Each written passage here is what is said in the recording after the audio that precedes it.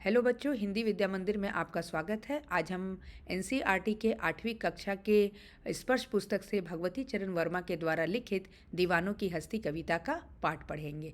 तो चलिए शुरू करते हैं। इस कविता में कवि ने दीवानों के बारे में बताया है, ऐसे लोगों के बारे में बताया है जो मस्तमौला हैं, जिन्हें किसी प्रकार की कोई दुनिया की फ़िक्र नहीं है, बिल्कुल केयरफ्री हैं, उन बिल्कुल मौज मस्ती के आलम में रहने वाले हैं। तो चलिए पंक्ति वाइज पंक्ति यानी हर एक पंक्ति के अर्थ को समझते हुए आगे बढ़ते हैं। यहाँ पर हम दीवानों की क्या हस्ती है, आज यहाँ कल वहाँ चले, मस्ती का आलम साथ चला, हम धूल उड़ाते जहाँ चले। आए आंसू आंसू उल्लास अभी, आंसू बनकर बह चले अभी, सब कहते ही रह गए, अरे तुम कैसे आए कहाँ चले। इस कविता में कवि भगवती चरण वर्मा है और उन्होंने इस कविता के माध्यम से ऐसे वर्ग का वर्णन किया है जो जीवन की परेशानियों से हटकर मस्त मौला और बिल्कुल जीवन के तनाव और ये सब को छोड़कर अपने ही धुन में रहने वाले हैं। उनके जीवन का मुख्य उद्देश्य आनंद पाना है, खुशी पाना है और दूसरों के बीच आनंद बांटना है। वे जहाँ भी जाते हैं लोगों के बीच प्रेम, उल्लास, आनंद ही बांटते हैं, है ना। इसलिए जब वे उस जगह को छोड़कर जाने लगते हैं, जब आपको किसी से अफेक्शन हो जाता है ना, तो जब वो व्यक्ति उस जगह को छोड़कर जाने लगता है तो आपको उसके बिछड़ने का गम होता है, दुख होता है। और उसी तरह जब ये दीवाने जब वहाँ से अपने जगह पर से जब वो हटने लगते हैं तो वहाँ के लोग, उन्हें ऐसा लगता है कि ये तो अभी अभी आए थे और अभी ही क्यों चल दिए, और उनके गम में, उनके बिछड़ने के ये दुख में उनके आंखों से आंसू भी बहने लगते हैं। इसलिए कवि ने अपने आने को जैसे उल्लास के रूप में और जाने को दुख के रूप में ही व्यक्त किया है। चलिए आगे की पंक्तियों में देखते हैं। किस ओर चले यह मत पूछो, चलना है बस इसलिए चले, जग से उसका कुछ लिए चले, जग को अपना कुछ दिए चले।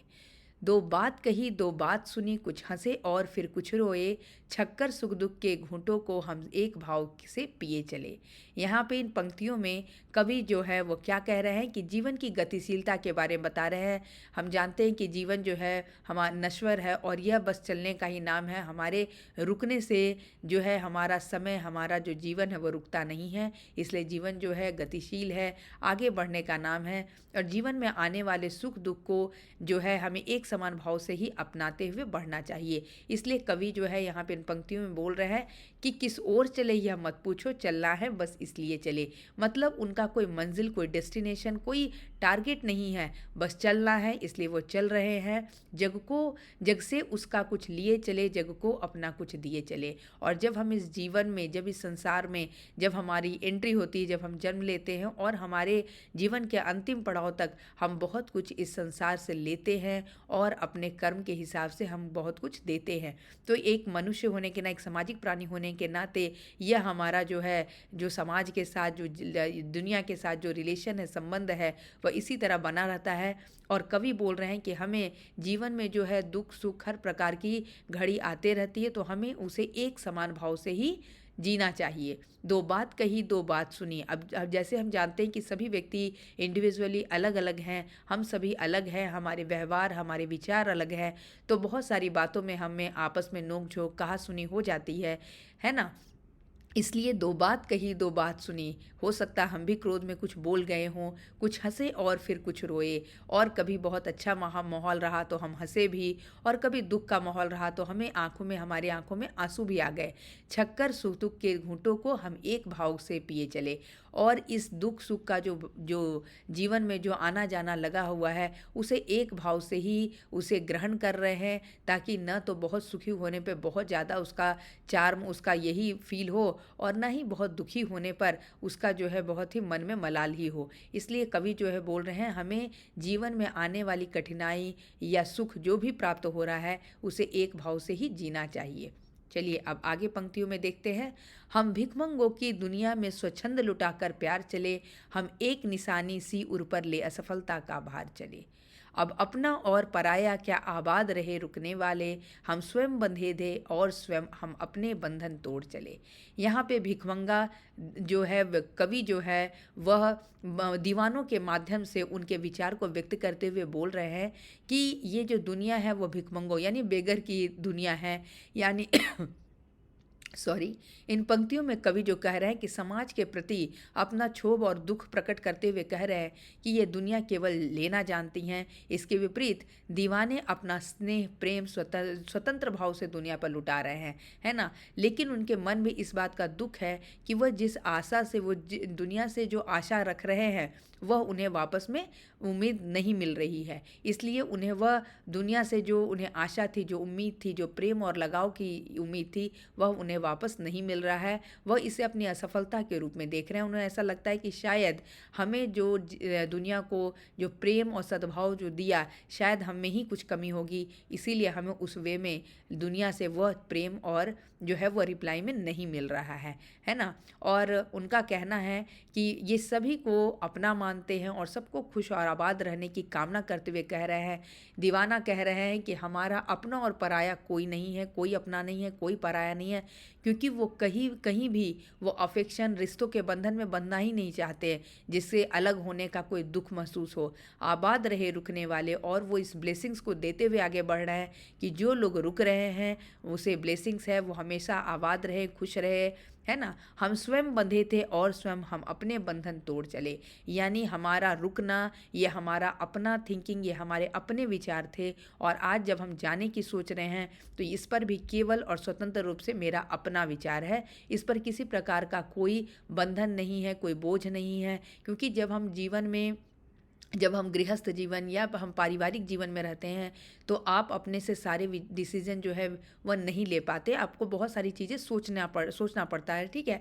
जब आप पुत्र या पुत्री के रूप में रहते हैं तो आपको अपने पिता के दायित्व के बारे में सोचना है। जब आपकी शादी हो जाती है तो आपके बच्चे और आपके पति जो भी है, आप उनके बारे में सोचने लगते हैं।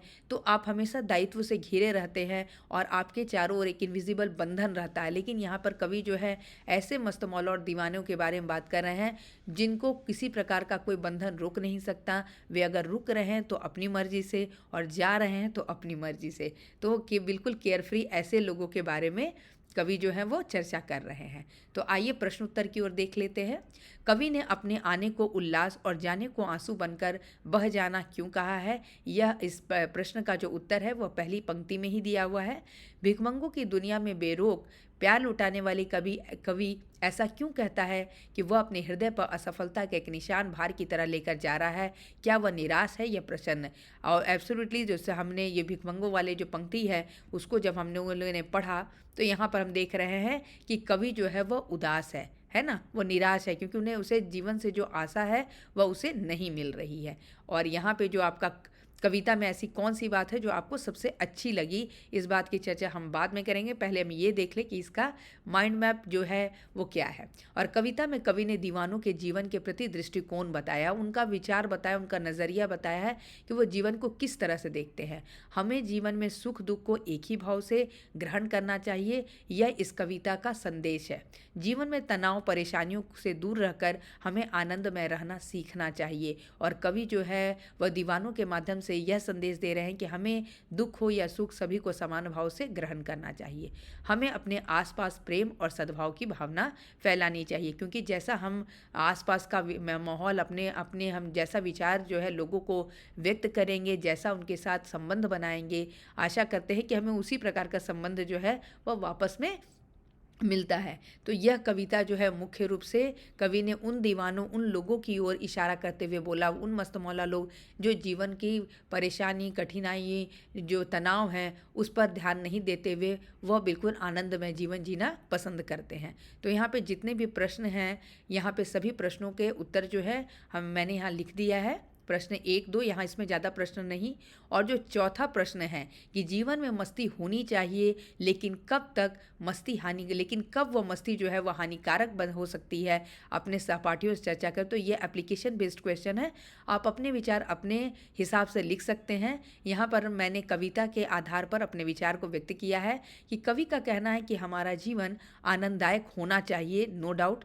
जीवन में मस्ती अवश्य होनी चाहिए, यह हमें ऊर्जा देने का काम करता है। लेकिन साथ में हमें इस बात का भी ध्यान रखना चाहिए कि मस्ती के दौरान किसी की भावनाओं को हम ठेस ना पहुंचाएं और साथ ही अपना भी नुकसान ना करें, क्योंकि आप जैसे अगर छात्र का जीवन है, अगर आप पूरा जीवन मस्ती में निकाल दें तो निश्चय ही आपका जो करियर है वो उसका निर्माण आप सही ढंग से नहीं कर पाएंगे। तो बहुत ज़रूरी है कि मस्ती के साथ साथ आप उसका बैलेंस बनाए रखें और साथ ही साथ इस बात को ध्यान रखें कि आप भले ही किसी का मजाक में किसी के हृदय को ठेस ना पहुंचाए, है ना, जिससे और किसी के जीवन में दखल भी नहीं देना चाहिए और जिससे कि हमारे जीवन भी किसी प्रकार का प्रभाव उस पर ना हो, है ना, और हमारा भविष्य भी उससे प्रभावित ना हो। इसलिए हमें एक संतुलित वे में मस्ती को अपनाना चाहिए अपने जीवन में। तो हमने सभी प्रश्नों उत्तर को देख लिया, माइंड मैप को भी देखा और यह कविता बहुत छोटी सी कविता है, लेकिन इस कविता के भाव जो है, जो इसका अर्थ जो है, संदेश जो है, हमें बहुत अच्छा सीखने को मिलता है। तो आशा करती हूँ कि आज की कविता आप लोगों को पसंद आई होगी और प्रश्न उत्तर भी बहुत ही सरल शब्दों में मैंने दिया है। अगर इसमें आपको किसी प्रकार की कोई कठिनाई हो तो आप अवश्य उसमें कमेंट बॉक्स में लिखकर अपने विचार व्यक्त कर सकते हैं।